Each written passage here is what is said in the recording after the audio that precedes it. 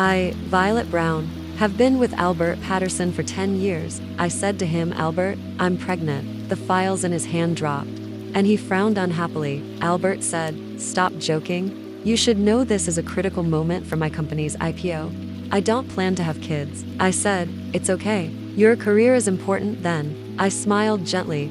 Albert didn't understand what I meant. I'm pregnant. But he's not the father of my child. Albert's eyes no longer held their usual gentleness. Only impatience remained. It's like I'm some kind of troublesome burden, seeing me stand still. He seemed to realize his words were a bit too harsh. He coughed and adjusted his tone. Albert said, you know, if I don't have a stable career, how can I give you a good life? Be reasonable. We can't keep this child. Besides, your health isn't great to begin with. Maybe if you jump around, run a bit, or take a cold shower, the child will be gone. I stood there in disbelief. I knew he was heartless, but I never thought he could be this cruel. This is a life. How can it sound like trash he can throw away anytime? I asked, can you spare some time to go to the hospital with me? My heart ached deeply, but I still held on to a glimmer of hope. He impatiently slammed the files on the table. Albert said, Violet, I think I've made myself clear. I'm very busy. Handle this trivial matter on your own, and don't come to me again. Saying that, he picked up the phone on the table and transferred some money to me. Albert said, this is for nutrition. I stared blankly at the 5-figure amount on my phone. The bag he casually bought for Black cost far more than this amount. So, in his heart, my child is just this worthless. At this moment, a woman's voice rang out, Albert, why are you so angry? While we were at a stalemate, pushed the door open and walked in. She walked behind Albert and gently squeezed his shoulders. The two of them completely treated me, the legitimate girlfriend, as part of their flirting. All the changes started 2 years ago. That day, Albert was in a meeting when he suddenly took a call and left in a hurry. Later, I found out that day, whom he had always kept in his heart, returned to the country. Of course, he had to drop everything to pick her up. At first, I didn't take it to heart until became the company's vice president. I went crazy questioning Albert about their relationship, but he just impatiently explained that they were only friends. I believed him, however. A week later, they walked into a hotel hand in hand under the pretense of a business trip. Since then, Albert rarely stayed at home, at the company. They were even more blatant, going to and leaving work together every day.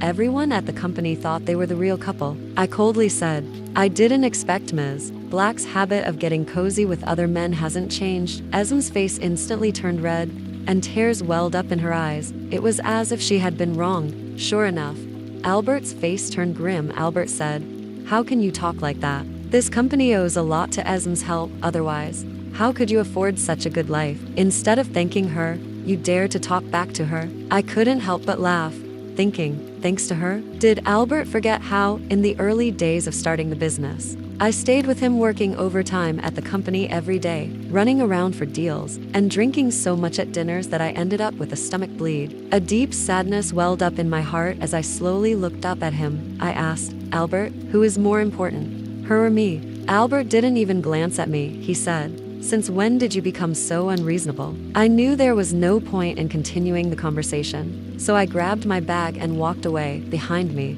Albert was still comforting Esm. He said, don't take it to heart, she's just like that. What kind of upbringing can an orphan have? Esm wiped away her tears bravely, then smiled and shook her head. She said, it's okay. I know Violet just has a bit of a misunderstanding about me. I just need to work hard to get along with her. She's your girlfriend. I don't want to make things difficult for you. Albert let out a long sigh. He said, you're just too considerate. I really couldn't listen anymore, so I left without looking back. On the way home in the car, after hesitating for a long time, I still took out my phone and called my mother. Harper Brown. The international call was a bit unstable, so it took 3 tries before Harper answered. I said, Mom, it's me. Harper on the other end clearly paused for a moment, her voice tinged with sobs. She said, how could you be so heartless? I only stopped you from being with that poor boy back then, and you haven't contacted me for so many years. You really broke my heart. After I got together with Albert, my parents already didn't think highly of him. After they investigated him, they were shocked to find out he had hidden the truth from me and that his family actually had hundreds of thousands of dollars in debt. My father, Grayson Brown, immediately objected. saying that a man like him was very scheming and I was no match for him. But at that time, I was blinded by love and, despite their objections, resolutely cut off all contact with my family. To this day, Albert still thinks I'm an orphan with no parents. I stayed with him from scratch, step by step helping him pay off the debt. Later, he became a respected CEO, and I became the burden he wanted to discard. I said, "Mom, I'm pregnant."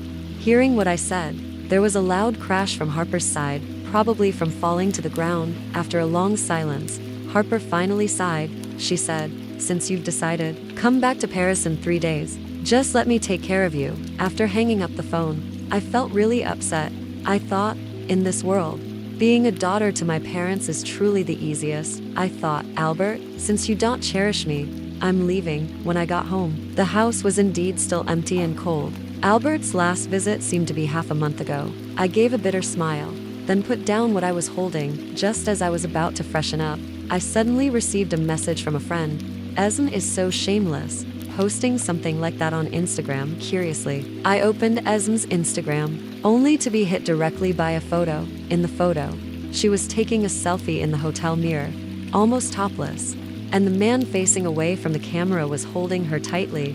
If they were a couple, it would at most be considered a little romance between lovers. But through the scar on the man's shoulder, I recognized it was Albert, who was supposed to be working overtime. Back when we were in the honeymoon phase, Albert had no money. Our only entertainment was hiking the free mountain next to the cheap rental house. But once, I encountered falling rocks while hiking. At the critical moment when the rock was about to hit my head, Albert forcefully pushed me away. In the end, the rock hit him, leaving the scar. At that time, I was so moved that I cried and secretly vowed to stay with Albert forever. But I never expected a man's heart to change so quickly. Through blurry tears, I saw the text Esm wrote. I said this scar was ugly, and he said he'd tattoo it with my name tomorrow. I suddenly laughed. So, it turns out that what I called love was just me deceiving myself. The next day, I was the first to arrive at the company. It wasn't because I loved my job, but because I needed to handle my resignation. Standing in the hallway, I took countless deep breaths to prepare myself mentally. The final step of resignation required the president, Albert, to sign. How should I come up with a reasonable excuse to get his approval? I thought and thought, but still couldn't figure it out. After pacing around the doorway several times, the office door suddenly opened. Esm said, "This is all your fault. If you hadn't been so rough last night, how would my back hurt?" Her voice, tinged with laughter, reached my ears. I froze, then looked in the direction of the voice. Albert had a smile on his face, one hand gently resting on Esm's waist. The gentle expression on his face was something I had never received. However, the moment they saw me, a trace of panic flashed in both their eyes. Esm quickly coughed. She said, "Violet, don't get the wrong idea. We played badminton together last night, and I twisted my waist." Although she said that, the blush on her face still made people overthink. I knew she was deliberately provoking me, but I didn't want to pay attention to them.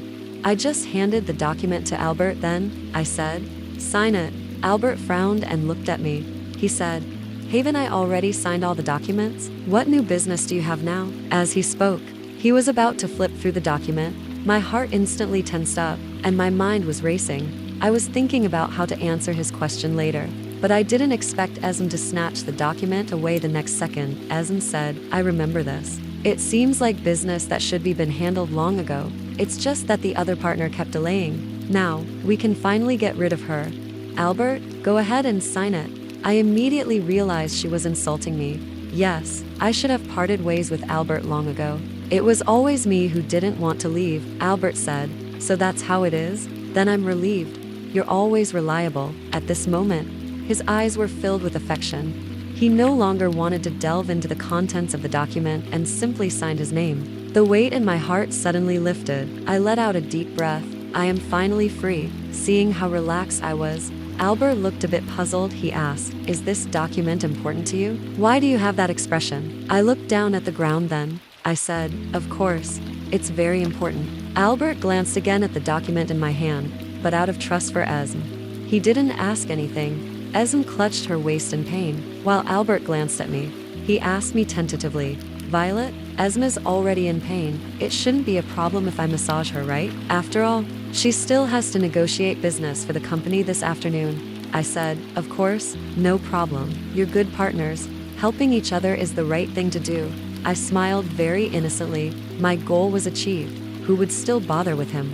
Albert had long been prepared for me to throw a tantrum like before, so seeing me so sensible, he was actually a bit surprised. Albert asked, "Is what you said true?" I nodded generously. Then I said, "Of course, after all, like you said, without Esm's hard work, how could I have a good life? I should be grateful." Albert felt something was off about my words, but he couldn't figure it out. He just stared at me blankly. I waved my bag and said, "Take good care of Esm. I'm heading home," perhaps feeling he went a bit too far. Albert coughed and tried to grab my arm. He said, "I'll come home tonight to have dinner with you." I said, "No need. I have plans with friends tonight then." I smiled and pulled my hand away. Then, under Albert's surprised gaze, I left without looking back.